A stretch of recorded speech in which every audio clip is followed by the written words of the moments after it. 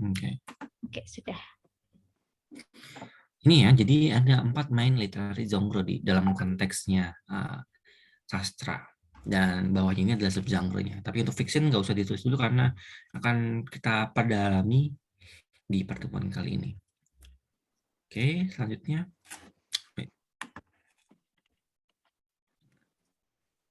Ini juga teman-teman nggak usah tulis dulu, hanya untuk gambaran umumnya. Karena setelah ini akan selanjutnya setelah slide ini adalah breakdowns dari semua ini. Nah, mungkin kalau teman-teman yang teman-teman tahu yang namanya fiction itu paling ya novel, cerpen, atau mungkin fable, fantasy. Tapi teman-teman pasti akan menemukan yang baru tentang istilah ini. Ada yang disebut tall tale, ada realistic fictions, ada folk tales, kemudian ada historical fictions, dan macam-macam nanti. Oke. Next, aduh, kebanyakan ini nih. Bentar. Oke, yang pertama. Fantasi. Ada yang mau coba menjelaskan itu apa fantasi? Gambaran umumnya aja, apa sih ketika kamu mendengar novel ini atau karya ini bersifat fantasi itu yang kayak gimana sih? Tidak realistis. Tidak. Kalau berbicara tentang fiction, semuanya itu nggak realistis. Oke. Fantasi Semuanya nggak ada yang yang real. bersifat Tidak mungkin dongeng. terjadi di dunia. Oke, ada yang dongeng, ada tidak terjadi di dunia. Apa hubungan, apa bedanya dengan tadi? Dengan yang tidak real tuh, tidak ada di dunia. Ini sama. Kita pada pertemuan kali ini akan membicarakan semua karya yang tidak ada di dunia gitu. Didn't actually happen. Jadi kalau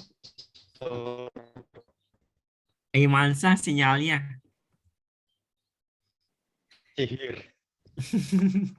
jadi kayak robot. Oke, apa? Ketika berbicara tentang fantasi, apa yang gimana? Pengertian fantasi ya, Pak. Secara gampang aja, secara pendek aja. Fantasi itu sebuah imajinasi yang ceritanya itu sebuah khayalan yang tidak benar-benar nyata. Nah, sama semua. Itu yang kita bahas kan. Yang akan kita bahas ada fantasi, ada fabel. Jadi kalau fantasi ditempelkan dengan definisi seperti itu, ya sama dengan fabel dong nanti. Fabel nanti definisi sama juga, tentang imajinasi. Nanti ada folklore, ada legenda. Itu semuanya juga tentang imajinasi semua. Jadi sama semua dong. Fantasi melebih-lebihkan. Gimana Rizky? Melebih-lebihkan, Pak. Apa? Pendidikan? Melebih-lebihkan. Melebih-lebihkan. Okay. Melebih-lebihkan yang kayak gimana tuh?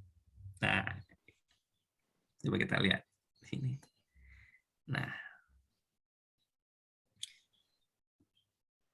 settingnya itu adalah nggak nyata. Kita nggak bisa cari itu di mana tempatnya. Itu dalam konteksnya setting. Kemudian kejadiannya itu juga tidak ada di dunia nyata. Sama tadi yang dijelasin teman-teman semuanya. Nah, ini yang jadi beda, yaitu karakternya. Karakternya itu adalah people, bisa animal, atau bisa objek atau benda ya, yang bisa melakukan apa yang tidak bisa atau yang tidak mungkin dilakukan di dunia, di real world. Nah, itu fungsinya. Jadi yang membedakan adalah people, karakternya. Ada people, animal, ada objek. Kalau fabel gimana? Fabel kan tentu nggak ada people-nya. Animal sosok. Ya, itu hanya berbicara tentang hewan. Nah, itu di dalam fantasi yang membedakan itu. Contoh, kalau tadi Harry Potter dikategorikan sebagai fantasi, maka kita bisa melihat bagaimana ada people, ada animal di dalam Harry Potter, dan juga ada objek. Sapu terbang, itu kan contoh dari benda yang tidak mungkin terjadi di dunia nyata. Nah, itu yang membedakan. Oke, itu fantasi. Jadi ada di dalam suatu cerita itu ada people, ada animal, dan ada objek. Nggak boleh salah satu. Semuanya ada di situ. People-nya ada, animal-nya ada, objeknya ada. Ya, situ.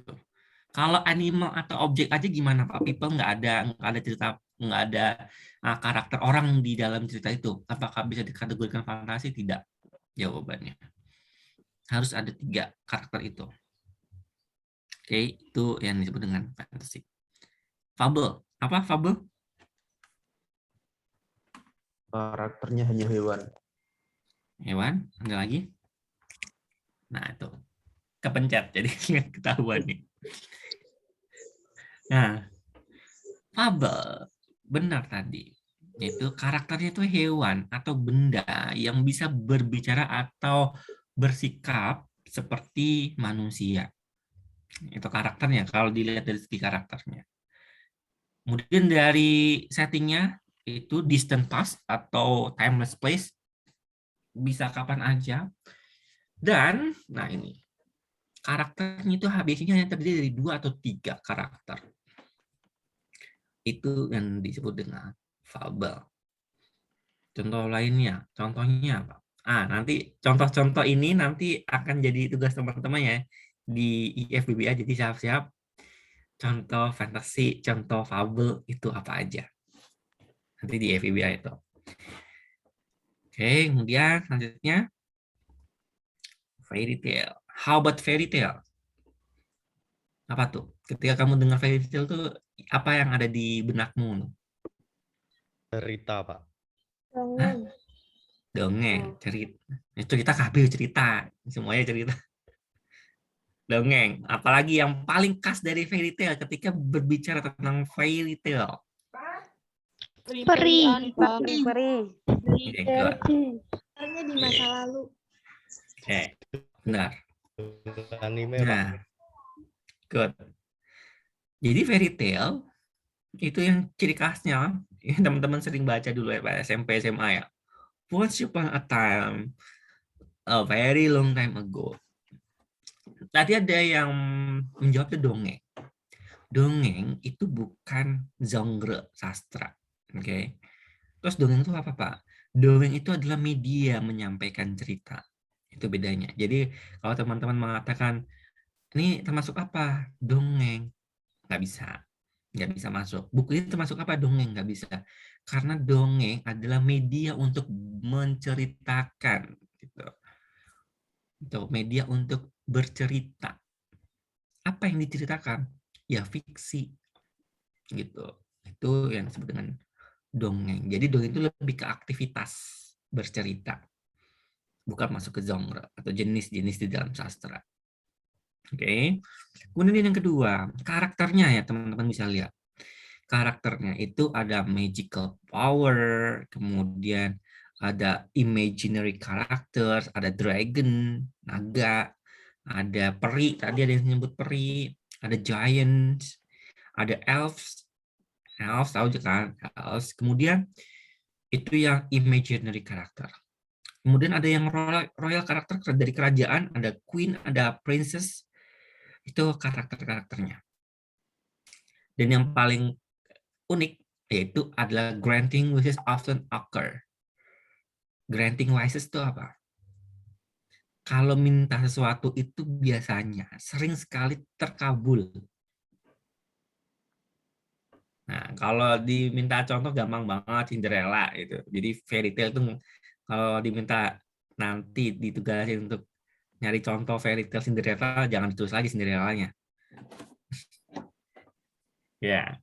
Nanti dalam Cinderella itu semuanya itu muncul di sini nih.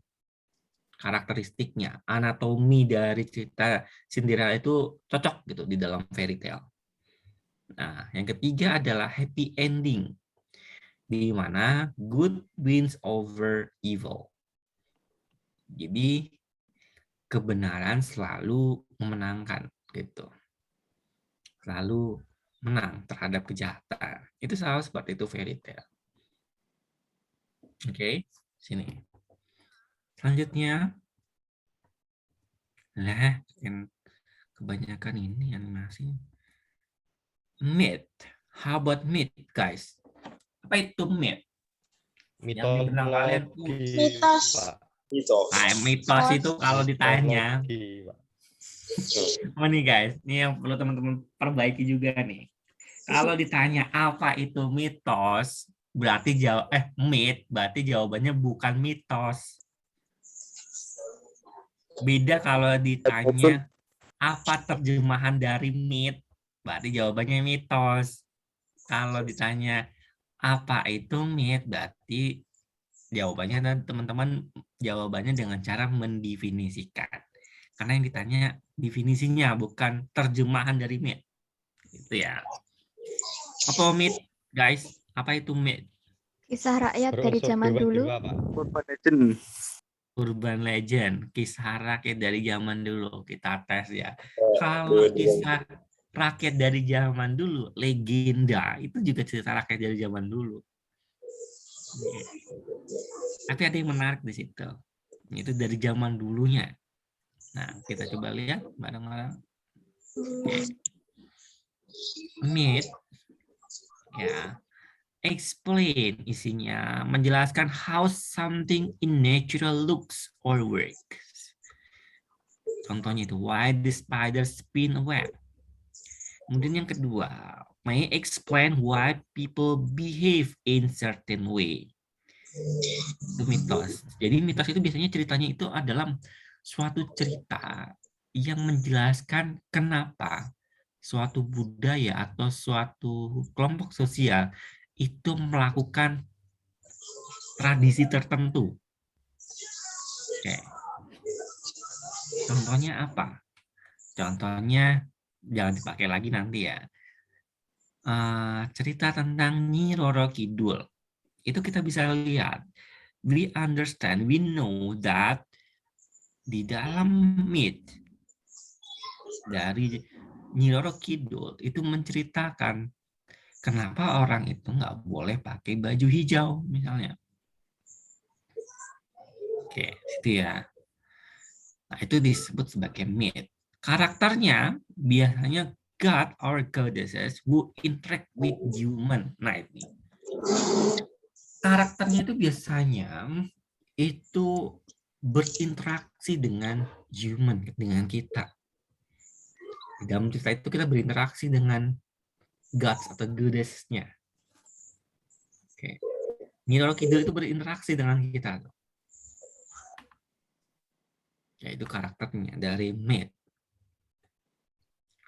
Oke, lanjut ya. Tall Tales. Nah ini teman-teman mungkin nggak tahu, maka lanjut aja. Saya langsung ngasih penerjemahnya, penjabarannya. Nah ini. Tall Tales itu adalah in the recent or distant past settingnya. Nah isinya adalah humorous exaggerations to tell the adventure of fictional character. Contohnya apa? Jumanji. Film Jumanji itu dikategorikan sebagai tall tales karena di dalam filmnya Jumanji itu berisi atau menceritakan tentang petualangan, tapi dengan cara humor. Ada humornya di dalam situ. Oke, kemudian yang ketiga, build upon improbable incidences and unusual problem that are safe in certain and creative ways. Jadi kejadian-kejadian atau problematika di dalam tall tales itu dilakukan secara kreatif dengan cara yang kreatif. Jadi ketika ada masalah di dalam karya itu diselesaikan dengan cara humor dan juga kreatif. Itu yang disebut dengan tall tales. Nah, nanti teman-teman silakan googling atau cari gitu contoh-contoh dari tall tales. Kemudian lanjutnya ada yang disebut dengan realistic fictions. Nah, kalau teman-teman perhatikan di sini, kata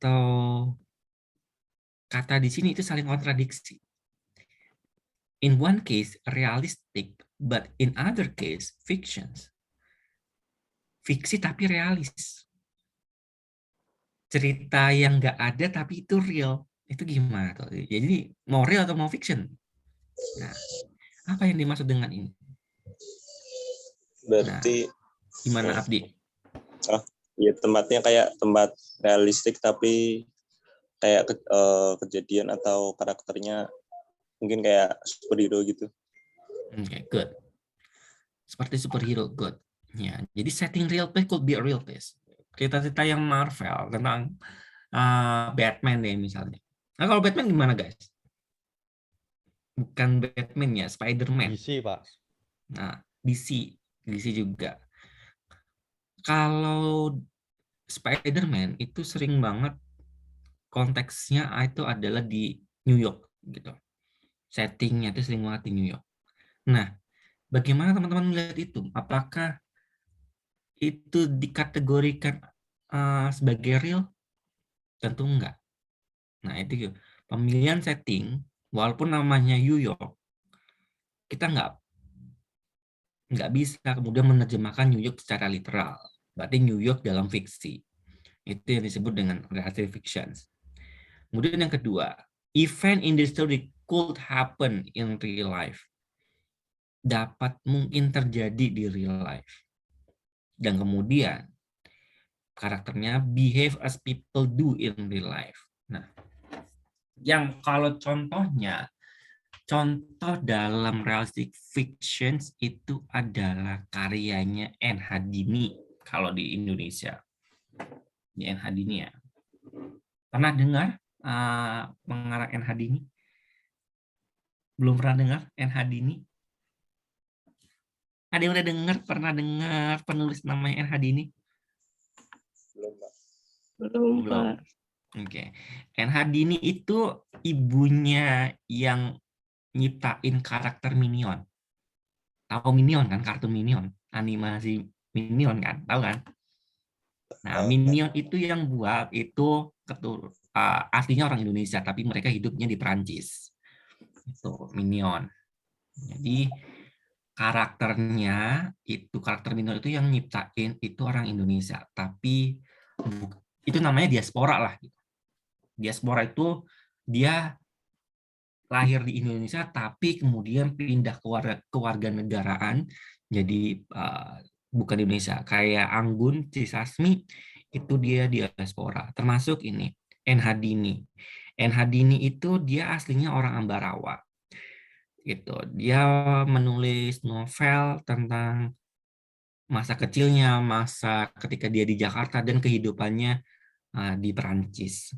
Nah, salah satu karakter dari N. Hadini adalah dia menulis tentang kejadian apa yang dialami. Settingnya di Perancis, settingnya di Ambarawa. Kemudian dia menceritakan kejadian ketika dia masa kecil. Di Ambarawa itu mainannya siapa aja, tetangganya siapa aja. Nah, itu karakter-karakter yang dia bawakan. Itu menceritakan could happen in real life, yang bisa terjadi. Dan behave-nya, tingkah lakunya itu juga yang kemungkinan bisa terjadi di real life. Oke, itu yang disebut dengan realistic fiction. Jadi lebih dekat. Contoh lainnya Laskar Pelangi Andrea Hirata itu dia tergolong sebagai realistic fiction juga. Walaupun itu diilhami atau ditulis berdasarkan kisah nyatanya Andrea Hirata, but again, fiction is fictions. Gitu. Novel fiction that fictions. Jadi pasti ada bumbu-bumbu yang ditambahi. Nah, malangnya kayak seperti N. Hadini itu sayang banget, sedih juga dulu itu beliau itu meninggalnya gara-gara di tol Bawen. Sayang banget itu dengan pengalaman N. Hadini yang kehidupannya lama banget di Prancis, kemudian ya pengalaman hidupnya, kemudian menikah dengan orang Prancis dengan stigmanya seperti apa zaman dulu, dia meninggal di kecelakaan di tol di Bawen. Gitu. Meninggalnya tuh nggak enak banget lah pokoknya. Jadi ada truk itu mundur gitu. Jadi pas tanjakan di jalan tol Semarang itu, tol Bawen itu kan ada nanjak gitu kan. Itu ternyata truk box-nya itu tuh macet mesinnya, terus truk itu mundur. Nah, mobilnya NHD itu karena nggak tahu itu lagi mundur, nabrak gitu. Jadi keunduran, benar-benar keunduran mobil dan meninggal. Itu sayang banget di situ. Dengan background-nya yang luar biasa. Lanjutnya, folktale. Nah, ini folktale apa, guys? Ini yang disebut folklore. Apa yang menjadi ciri khas dari folklore? Tadi yang bilang cerita rakyat tuh, benar nih baru cerita rakyat. Apa itu folklore? Folktale. Yuk ngomong. Apa itu? Ketika ada di apa yang ada di benak kamu?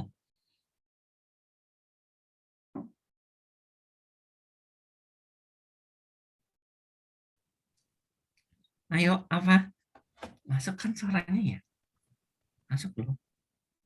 Cerita zaman dahulu, Pak. Apa? Berlatar pada zaman dahulu. Berlatar zaman dulu. Oke. Ada yang lain? Old story and it's been told again and again. Nice. Outstanding. Yeah, good. It's told again and again. Nah, story passed down from one generation to another. That's what Ibn Nisa said. Bahwa ceritanya ini selalu diceritakan dari generasi ke generasi yang lain atau generasi yang baru. Dan karakteristiknya adalah, nah, originally told orally. What does it mean? Diceritakan secara lisan. Itu folklore. Nah, karakter yang may include animal or inanimate object that speak. They often teach a moral or lesson in life. Gitu. Jadi itu folklore, cerita rakyat itu karakteristiknya itu diceritakan secara berulang melalui nah tadi yang disebut dengan dongeng, melalui dongeng. Karena apa?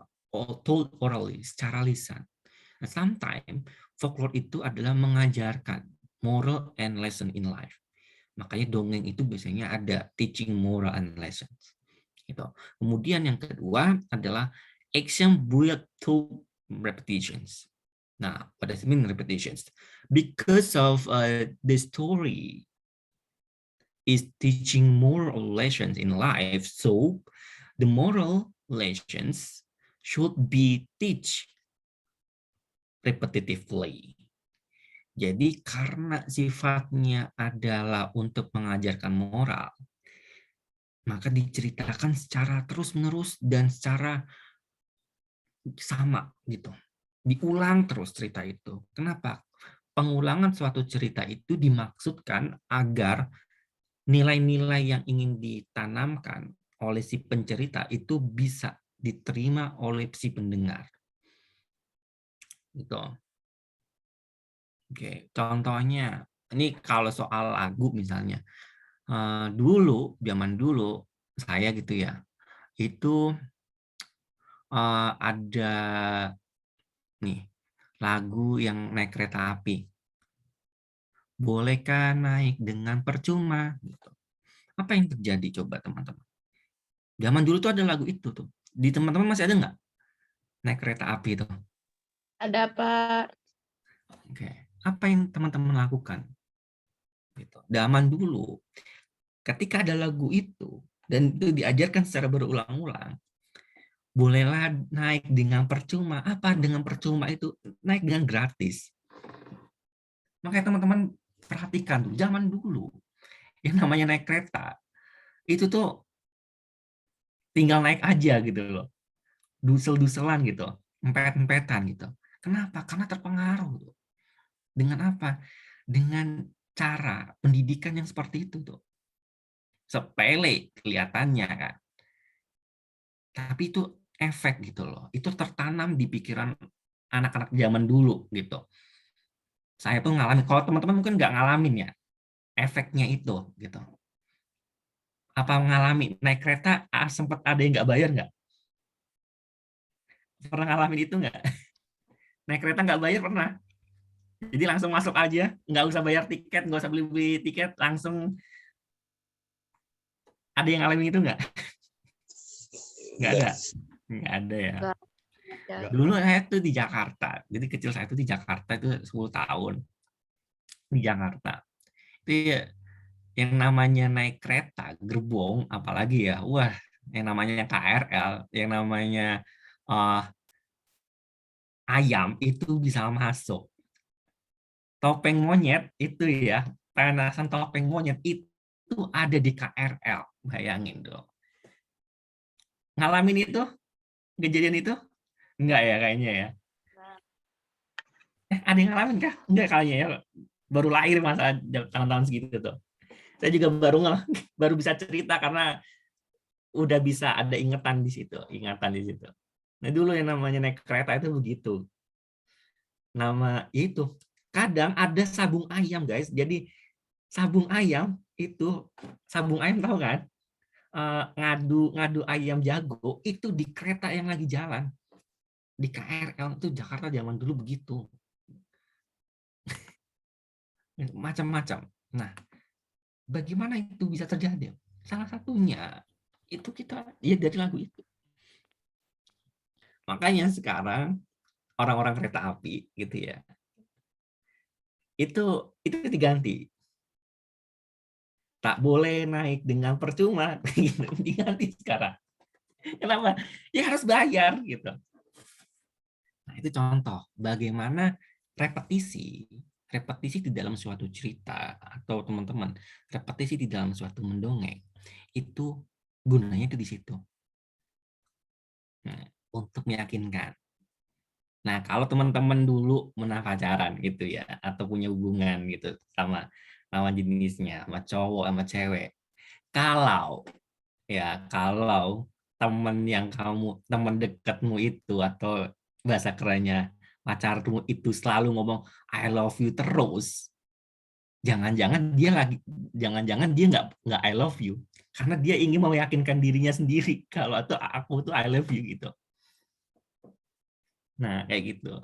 Jadi orang ya, ini buat cewek-cewek ataupun buat cowok gitu ya, kalau si cowok itu ngomong I love you terus gitu, come on, itu si cowok itu sebenarnya nggak lagi jatuh cinta sama kamu.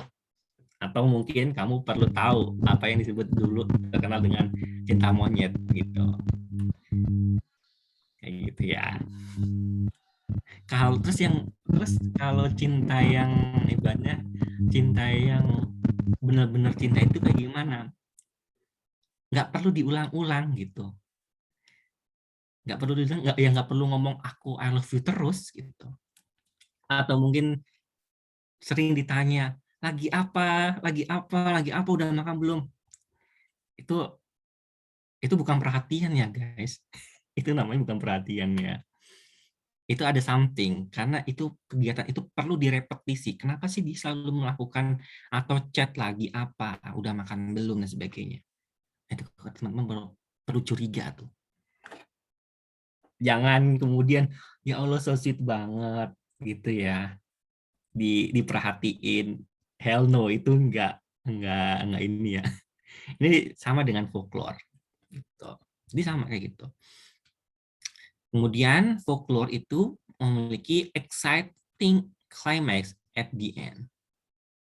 Ada di dalam plot ya. Fiction itu ada namanya anatominya, ada strukturnya, ada macam-macamnya, ada strukturnya yang membangun suatu cerita. Itu klimaksnya itu biasanya ada di akhir. Oke. Kemudian selanjutnya diceritakan melalui pihak ketiga, sudut pandang orang ketiga. Kenapa di sudut pandang orang ketiga? Karena ya tadi oral diceritakan secara lisan oleh pendongeng. Selanjutnya, nah historical fictions. Apa yang disebut historical fictions, guys? Oke, kalau tadi ada realistic fictions, sekarang ada historical fiction. Apa itu? What is historical fictions?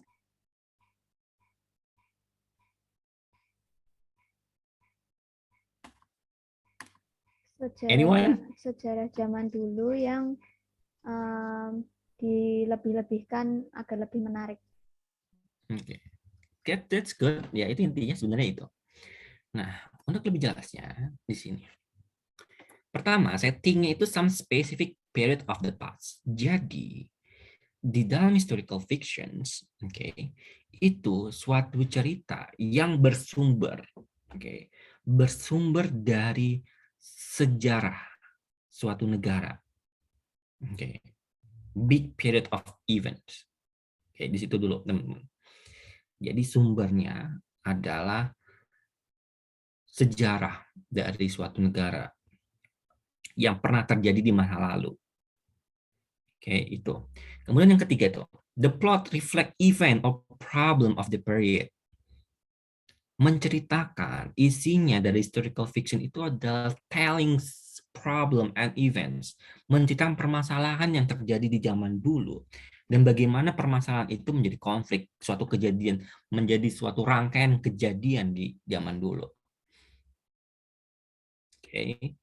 Dan diceritakan detailnya tentang clothing, tool, food sebagai suatu bentuk authenticity dari suatu period.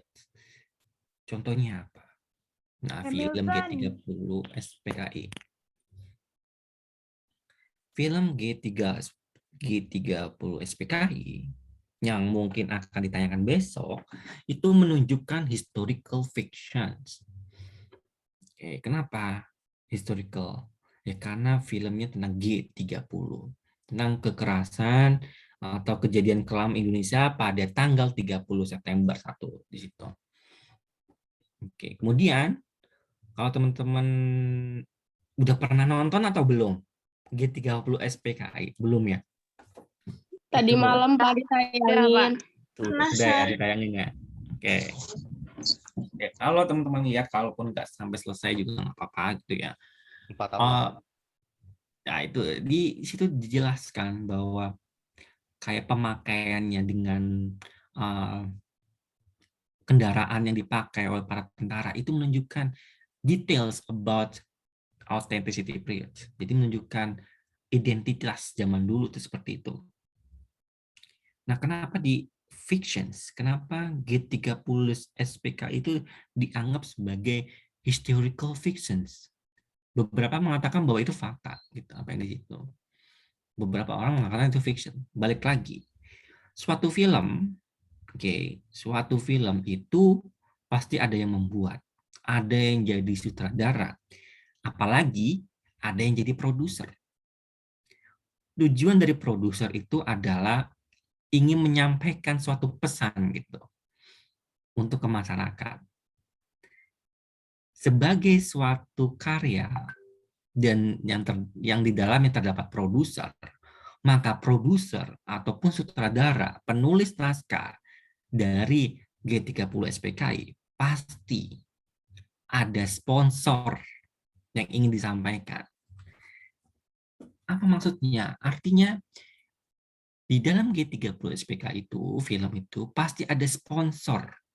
Nah, pesan-pesan sponsor dari siapa? Dari yang menciptakan itu. Bisa dari produsernya, dari sutradaranya, dari penulis naskahnya. Nah, itu yang kemudian menjadi fictions. Beberapa orang mengatakan bahwa TG30 SPK itu adalah pesan sponsor yang sangat kuat bisa kita ambil adalah pesan sponsor dari produser, which means siapa? Penguasa saat itu. Siapa penguasanya? Soeharto. Nah, kalau kita lihat di situ, film itu, kita bisa lihat bagaimana peran Soeharto itu dianggap yang paling sentral, gitu. Paling penting, gitu. Karena apa? Karena dia mensukseskan, gitu. Yang menemukan mayatnya, kemudian yang melakukan operasi penangkapan terhadap PKI, gitu. Nah, akan muncul hero, gitu. Heroism yang disebut, kalau dalam sastra itu, teori sastra itu ada yang disebut dengan heroism.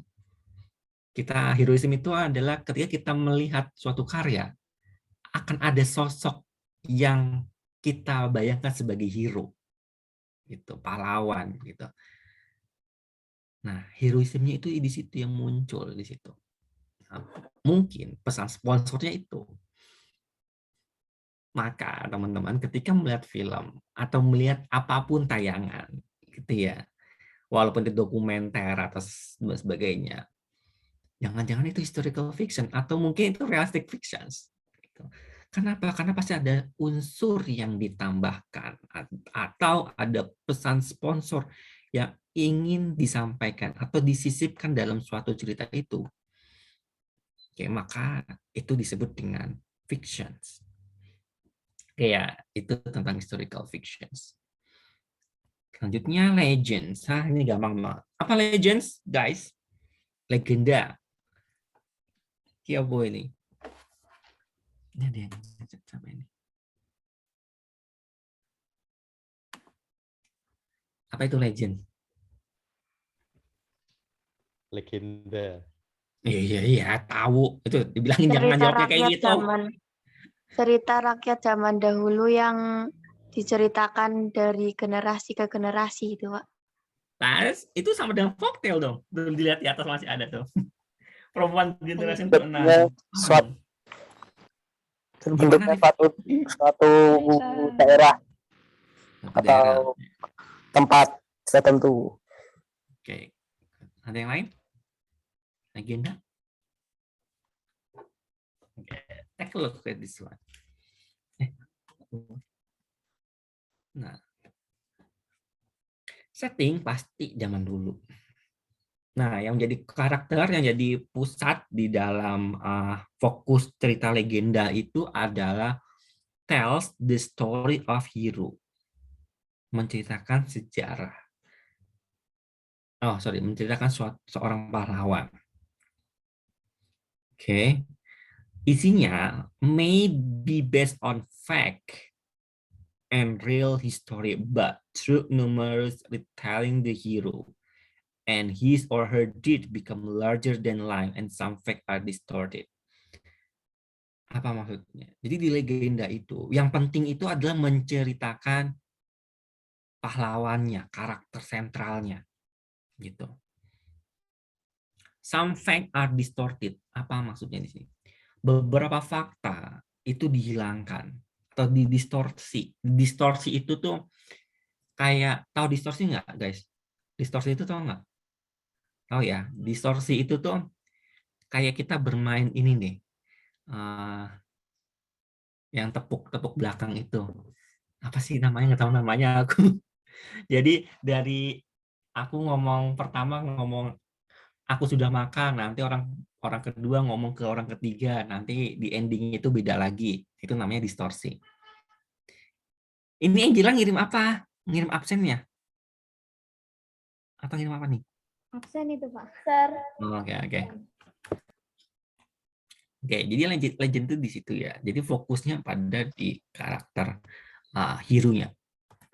Selanjutnya, wait. Nah, science fiction, apa science fiction? Ini kontemporer banget science fiction. Apa itu science fiction?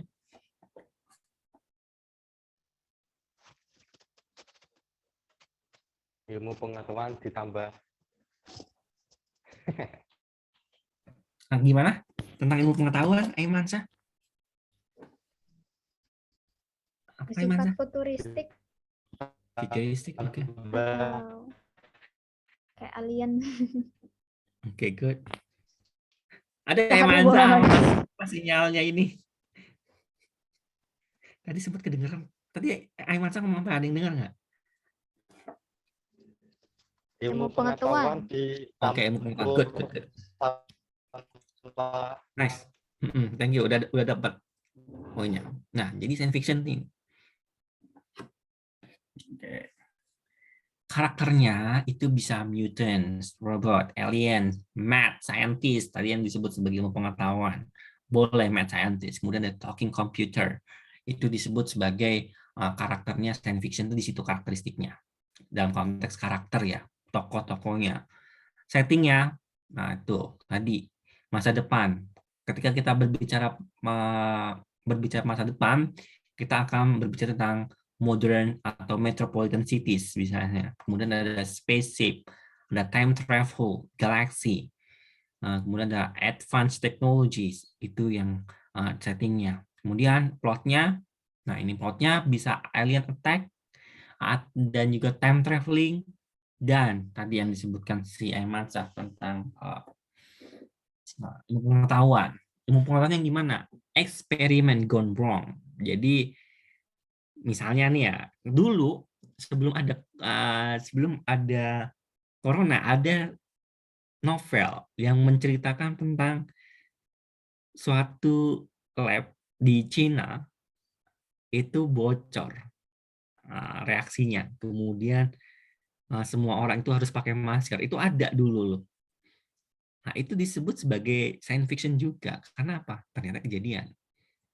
Nah, science fiction ini kalau secara pribadi saya banget ini. Jadi saya suka banget sama science fiction karena science fiction itu tadi benar menjelaskan tentang masa depan. Sometimes apa yang teman-teman baca tentang science fiction itu kemungkinan akan terjadi di masa datang. Masa datang itu bisa lama banget, bisa near. Jadi kalau di dalam science fiction itu ada yang disebut dengan near futures, ada yang disebut dengan far futures. Near futures itu yang kemungkinan akan terjadi dalam waktu dekat. Ya, itu. Apa aja coba misalnya? Yang kalau di saat ini, dalam detik ini tuh yang lagi di dalam science fiction itu tentang robot. Robot bisa ngomong, robot bisa membunuh orang. Skynet. Nah, ternyata, oke. Terminator, Pak. Terminator. Kemudian ada Robocop mungkin, gitu ya. Itu contoh-contoh yang near fictions, gitu. Dulu ya guys, dulu pas aku kuliah tahun 2000, saya masuk S1 itu tahun 2010. Oke. 2010 itu baru masuk semester 1, itu saya baca tentang robot, artificial intelligence, dan di dalam cerita itu robot itu membunuh orang, gitu. Nah, ternyata kemarin tuh ada AI gitu, robot yang membunuh orang. Di mana di Iran itu ada ternyata. Artinya karya sastra yang saya baca dulu tahun 2010 itu bisa dikategorikan sebagai near futures. Jadi kita bisa gampang gitu membuktikan apa yang ada di novel itu. Jadi kalau teman-teman sekarang baca novel atau cerpen tentang science fiction, mungkin itu akan ada di zaman yang akan datang gitu. Dan bagusnya apa? Bagusnya adalah hikmahnya apa ketika baca science fiction? Teman-teman bisa antisipasi what happen gitu di akan datang. Jadi saat ini kita bisa siap-siap karena ada gambaran. Gitu. Itu enaknya, bagusnya science fiction itu di situ. Kemudian misteri. Apa ya misteri itu yang teman-teman pahami?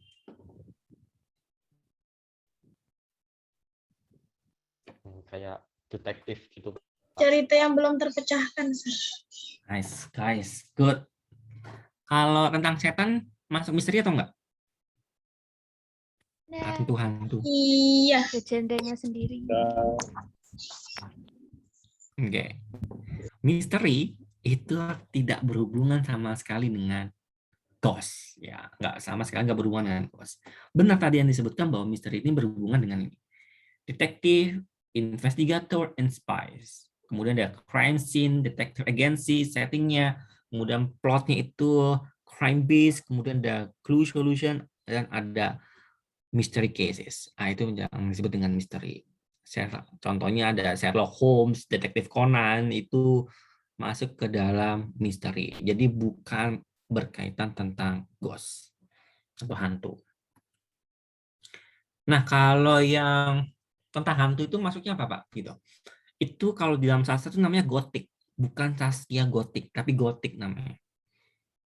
Ada gotik. Jadi ada genre di dalam sastra itu yang namanya gotik. Gitu.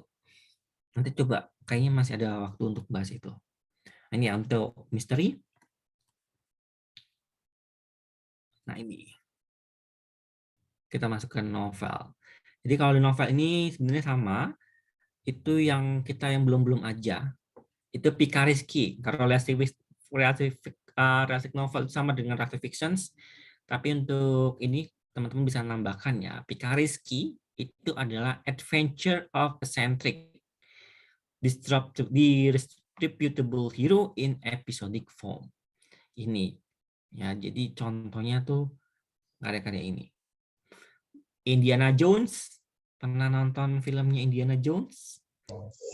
Nah, Oke, itu disebut dengan Picaresque karena tokoh Indiana Jones itu dibawakan dengan cara yang eksentrik dan episodik, gitu kan. Kemudian ini ada epistolary. Nah, epistolary itu adalah naratif yang atau cerita yang diceritakan melalui series of document. Jadi series of document. Maksudnya gimana? Contohnya ini nih. Dracula dan The Color Purple. Teman-teman pernah baca tentang Dracula? Pernah ya? Itu kalau ada versi bahasa Indonesianya, aduh mana nih? Nah, ada versi bahasa Indonesianya, filmnya itu juga ada, tapi filmnya itu bukan Dracula judulnya, tapi Van Helsing. Van Helsing itu dokternya. Jadi epistolary itu diceritakan, suatu cerita yang diceritakan melalui dokumen. Nah, di dalam konteksnya novel Dracula ini, itu melalui menceritakan Draculanya itu dengan dua cara, yaitu dari dokumen atau diary, ya, catatan harian dari Van Helsing dan catatan harian dari si karakter atau rakyat yang kena Dracula itu, yang kena gigitan Dracula. Itu epistolary. Jadi formatnya itu kayak diary. Oke, selanjutnya Bildungsroman. Ini ya, Bildungsroman itu apa? Bildungsroman itu suatu cerita yang menceritakan fictional autobiography. Autobiografi tapi tokohnya fiksi, bukan yang real ya. Kalau autobiografi Soeharto misalnya, berarti itu bukan tergolong Bildungsroman. Tapi tokoh fiksi. Contohnya adalah Jane Eyre, karangannya Charlotte Brontë. Jadi karangan atau Charlotte Brontë menulis Jane Eyre itu dia menceritakan tentang tokoh fiksi dari Jane Eyre dari masa dia kecil, dari Jane Eyre kecil sampai dia married, gitu, sampai dia nikah. Jadi diceritain itu. Misalnya di dalam konteksnya cerita Jane Eyre itu diceritakan pada awal ceritanya itu dari dia kecil, dari dia menjadi slave atau menjadi budak gitu. Tapi karena majikannya itu baik, gitu ya, Jane Eyre itu sebagai budak diminta untuk ikut belajar gitu. Belajar bersama anak majikannya itu. Nah, karena dia berpendidikan, kemudian dia keluar dari rumah itu karena dia udah sadar bahwa dia nggak bisa lagi menjadi slave gitu. Dia harus merdeka. Kemudian dia keluar dari majikannya itu dan kemudian dia menjadi guru. Setelah menjadi guru, kemudian dia menikah dengan Mr. Reid. Gitu. Nah, ini contoh dari Jane Eyre, Bildungsroman. Bildungsroman itu isinya ini, development of protagonist mind, spirit, and character from childhood to adulthood. Apa yang diceritakan tentang spiritnya? Spirit untuk merubah nasib, paling tidak, kalau dalam konteksnya Jane Eyre. Nah, ini yang disebut dengan selanjutnya ya, itu Gothic novel. Nah, ini yang dimaksud dengan Gothic novel. Ini baru masuk ke tentang supernatural. We talking about that. We talk about ghost. Itu masuknya ke Gothic novel. Contohnya Frankenstein. Pernah nonton Frankenstein? Pernah ya? Kalau animasinya itu ada Hotel Transylvania. Iya, Pak. Ada yang terbaru nggak sih itu? Aku nonton dari awal tuh, saat yang satu dua, yang ketiga ada nggak ya? Ada yang ketiga kayaknya. Yang terakhir Tapi yang ketiga Hotel kalau nggak salah. Transylvania kan nggak fokus di Frankenstein-nya, Pak. Iya, emang nggak di Frankenstein-nya. Cuma itu kayak itu menjelaskan sebenarnya horornya gitu. Hantu-hantu di Hotel Transylvania gitu. Bikin komedi. Di Hotel Transylvania tapi karakter utamanya Frankenstein kan? Frankenstein bukan? Atau siapa? Oh, Dracula-nya ya. Dracula. Dracula-nya ya. Frankenstein itu temannya ya. Apa pamannya atau siapa gitu. Nah, di situ itu bagus itu. Jadi menggabungkan sebenarnya Frankenstein. Jadi Hotel Transylvania itu bagusnya di mana salah satunya itu. Jadi menggabungkan, mengkombinasikan cerita Frankenstein itu dengan Dracula ini. Oke, dia nggak vampire tapi dia menceritakan tentang Dracula-nya. Oke. Ada yang tahu cerita aslinya Frankenstein? Mary Shelley? Kayaknya ada film barunya itu Pak yang ada karakter Harry Potternya mainin karakter di situ Pak. Bisa jadi. Judulnya apa ya itu? Aku malah belum nonton yang itu tuh. Iya, Frankenstein juga judulnya, tapi Judulnya dari juga. tahun Jadi 2000 berapa gitu. kalau novelnya itu dia ceritanya gini, kalau novelnya Frankenstein itu dia nyeritainnya dulu ada seorang dokter gitu. Dokter itu dia bereksperimen. Nah, ini tadi tentang eksperimen gone wrong tadi. Eksperimen yang ternyata salah gitu. Berakhir salah gitu. Dia bereksperimen itu ingin menghidupkan manusia lagi, tapi dari organ-organ tubuh manusia yang beda-beda gitu. Makanya kalau teman-teman lihat dalam karakter Frankenstein itu otaknya itu jahitan di bagian sini itu jidatnya dijahit. Kenapa? Karena itu hasil dari eksperimen dari dokter itu. Gitu. Kemudian dia hidup tuh. Maka kemudian jadinya gotik. Nah, gitu Frankenstein. Dracula tadi udah dijelasin. Kemudian allegorical. Nah, ya, allegorical itu adalah suatu cerita atau karya yang memiliki surface meaning and symbolic meaning. Dan konteksnya itu tentang political, religious, historical, and philosophical. Contoh yang allegorical itu ada Animal Farm. Pernah baca? Pendengar? Karangan George Orwell.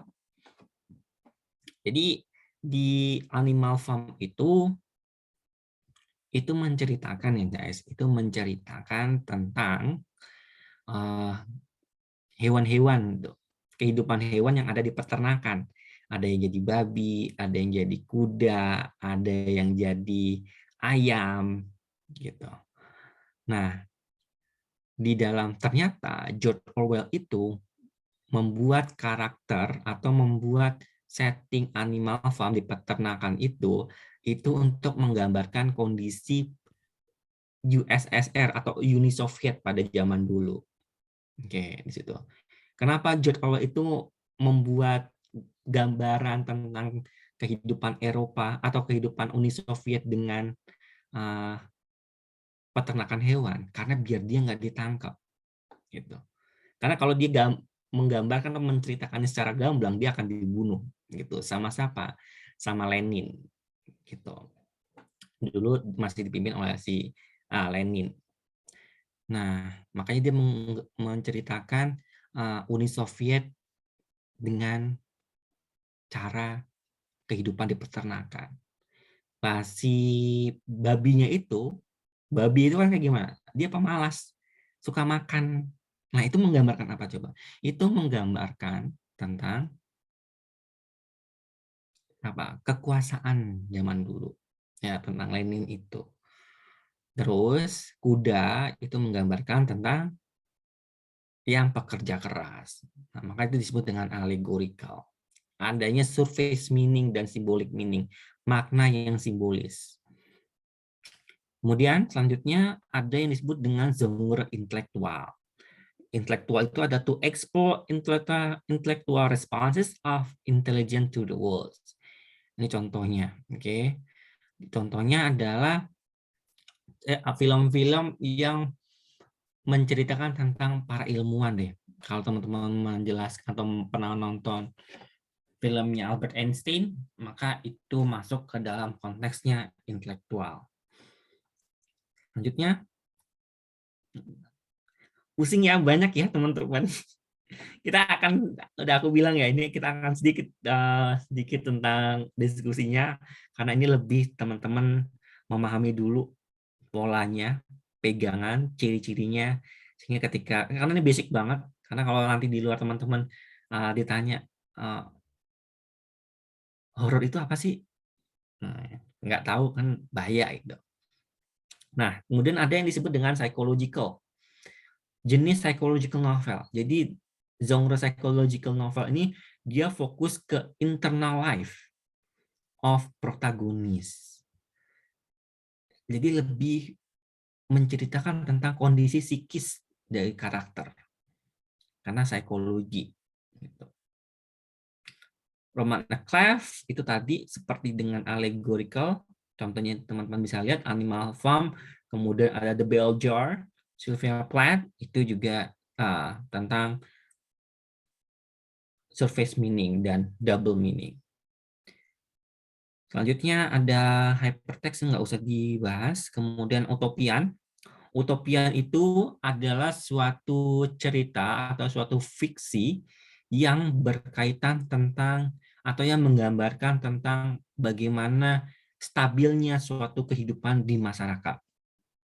Stabilnya kehidupan di masyarakat. Artinya gimana? Perfect qualities. Yang disebut dengan perfect qualities itu gimana? Nggak ada konflik. Utopian. Sama sekali nggak ada konflik. Karena menggambarkan bagaimana suatu masyarakat itu benar-benar terstruktur, tidak ada demo, gitu, tidak ada yang berkonflik, tidak ada konflik interest di antara setiap individu di dalam karakter itu. Jadi perfectly normal. Oke, itu tuh utopian. Lawannya utopian ini nggak ada ya di PowerPoint ini. Lawannya utopian ada yang disebut dengan dystopian novel. Dystopian itu apa? Dystopian itu kehancuran. Kalau utopian itu perfect, artinya semuanya tertata, semuanya nurut, semuanya stabil. Dystopia itu kebalikannya, itu kehancuran. Gitu. Contohnya adalah Squid. Oke, bisa juga. Yang terbaru tuh yang lagi hype. Squid apa? Squid Game tuh ya. Squid Game. Nah, itu juga disebut dengan distopia, bahwa segala sesuatu itu nggak berjalan dengan bagus gitu. Bahkan kalau ada yang lawan itu di luar tuh. Oke. Nah, ada cult novel itu come from fridge. They often represent cultural perspective. Kalau teman-teman menemukan novel itu yang ceritanya dari perspektif minoritas, minoritas itu siapa? Minoritas itu misalnya dari LGBT ya, dari kalangan LGBT, maka itu masuk ke dalam cult novel. Interaktif novel itu Harry Potter, J.K. Rowling karena bisa interaktif. Nah, yang erotic novels ini ya, ini juga termasuk dalam kajian sastra ya, tapi contohnya saya nggak bisa ngasih. Erotic novel itu kalau bahasa gampang itu cerita dewasa, itu masuk juga dalam kategori sastra ya. Jadi bukan ini sesuatu yang tabu atau nggak sopan santun dan sebagainya, tapi memang erotic novel atau erotic written itu juga masuk. Ada yang menciptakan karakter atau novel yang fokusnya adalah erotic novel. Gitu. Jadi isinya tentang apa? Sexual content. Jadi bersifat seksual. Gitu. Itu juga masuk ke dalam erotic novel. Oke. Ada yang mau ditanyakan? Sampai sini? Yang tadi yang interaktif novel itu penjelasannya kayak gimana, Bang? Oke. Kalau interaktif novel ini dia menceritakan interaktif web fiction. To go next in the novel by clicking a piece of hyperlink. Jadi ini kayak di PDF gitu loh. Formatnya PDF. Webtoon, teman-teman. Jadi itu interaktifnya. Jadi tinggal mengklik kita akan melihat. Jadi bukunya itu bukan buku yang fisik sebenarnya. Sifatnya hyperlink. Page number, karakter, atau directions. Jadi kalau teman-teman ingin beralih ke halaman selanjutnya, itu di situ ada hyperlink di situ. Tahu hyperlink? Hyperlink tahu nggak? Hyperlink tahu nggak guys? Hyperlink tahu nggak guys? Tadi dulu hyperlink itu tahu nggak? yang di teks bisa diklik terus nanti Ya yang apa biru itu itu loh. ke Kalau di Word itu ada ke birunya itu. halaman baru. Heeh. Itu yang disebut dengan hyperlink. Itu interaktifnya di Jelasinnya situ. susah. Ini sebenarnya termasuk baru ya guys, interaktif novel ini, karena interaktif novel itu ini barunya karena dia masuk dalam kategori atau kajian keilmuan yaitu sastra cyber. Nah, ini saya nggak akan masuk ke sastra cyber ya, tapi teman-teman saya kenalin gitu tentang sastra cyber. Sastra cyber itu adalah fenomena baru di dalam sastra. Jadi nggak melulu tentang teks, tapi cyber. Itu termasuk salah satunya adalah interaktif novel. Oke, ada yang lain? Pertanyaan? Ada yang mau tanyain? Jelas? Oke. Nah, karena memang ini pertemuan kedua ini memang sifatnya benar-benar teman-teman harus paham dulu ya. Jadi kadang kita apalagi kalau di semester 2 teori sastra nanti akan ketemu saya, tentu itu akan banyak diskusi. Tapi kalau di mata kuliah ini juga lebih banyak akan campuran.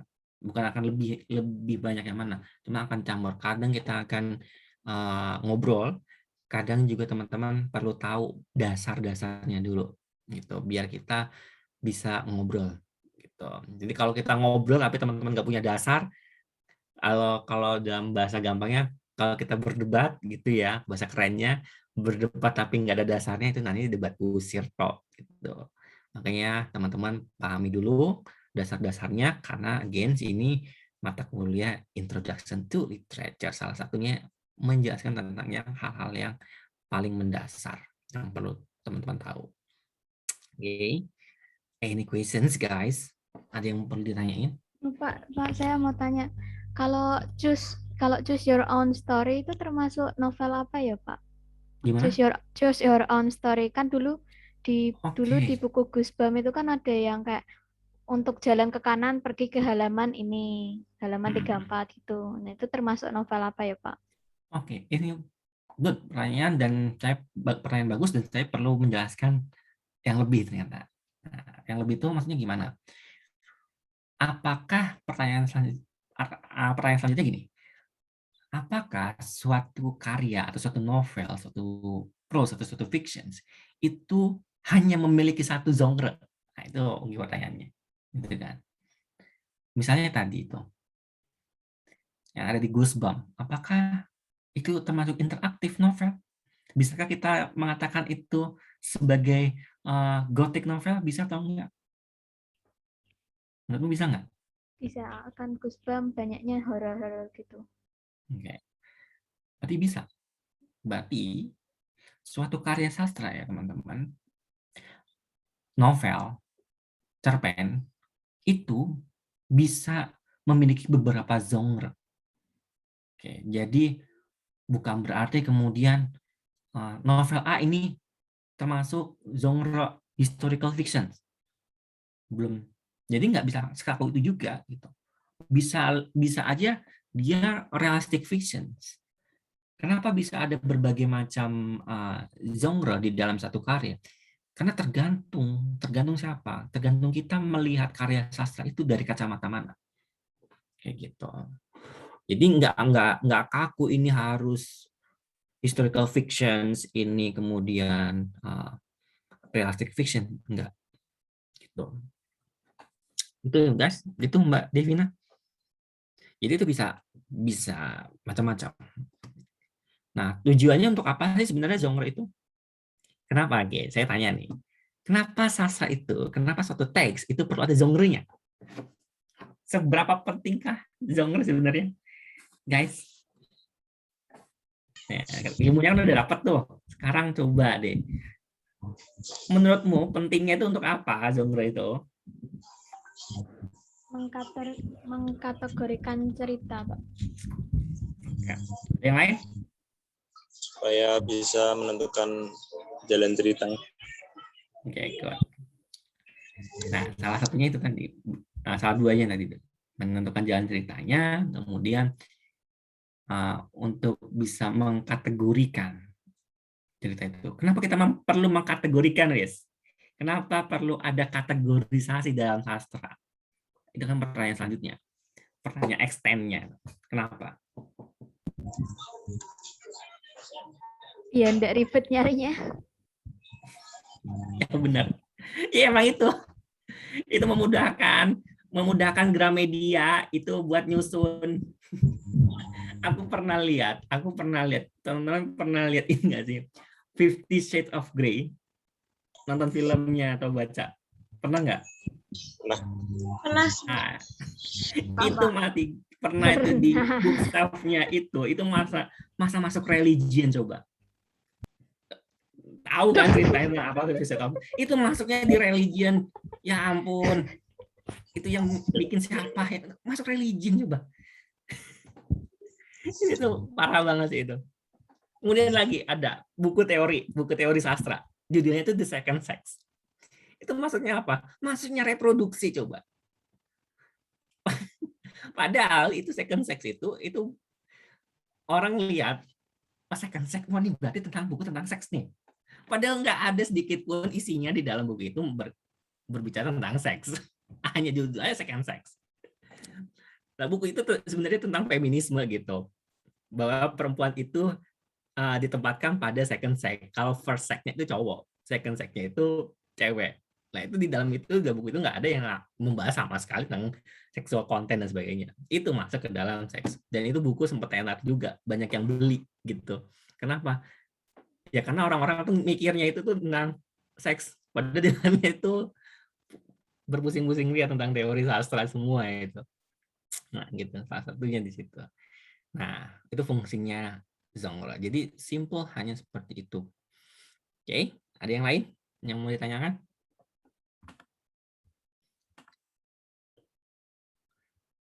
Sudah? Ada yang lagi?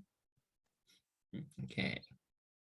Kalau sudah, terima kasih ya atas partisipasinya. Oke, jangan lupa tugasnya akan saya buatkan di IFBBA, yaitu simple hanya membuat contoh-contoh